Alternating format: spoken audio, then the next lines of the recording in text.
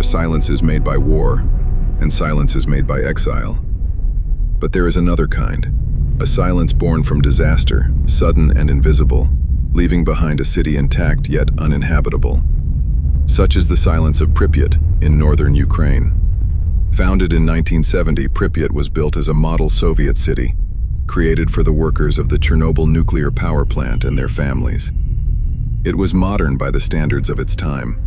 Apartment blocks, schools, shops, a cultural center, and even an amusement park with a Ferris wheel that still stands today. Nearly 50,000 people lived there, and the city was young, its population mostly under 30. That life ended on April 26, 1986, when reactor number 4 at the Chernobyl plant exploded. Radioactive material spread across the region. At first, residents of Pripyat were not told the full truth. Children still went to school, people walked the streets, and weddings were celebrated even as invisible danger filled the air. The next day, evacuation was ordered. Buses lined the streets, and families were told to bring only necessities. They would be gone for just a few days. In truth, they would never return. The city was abandoned within hours, frozen in the moment of departure. Toys left on beds, meals half prepared, laundry hanging on lines. Over time, nature began to reclaim the city.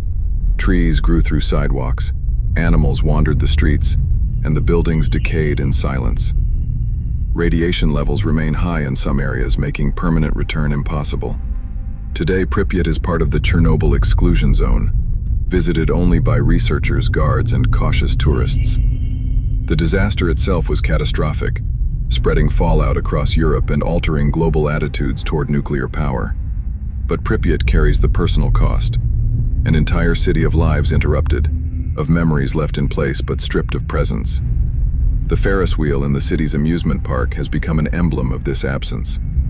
It was scheduled to open for May Day celebrations in 1986, but it never carried a passenger.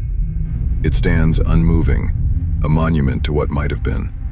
Pripyat is not entirely gone. It still exists on maps, and its buildings still rise against the sky.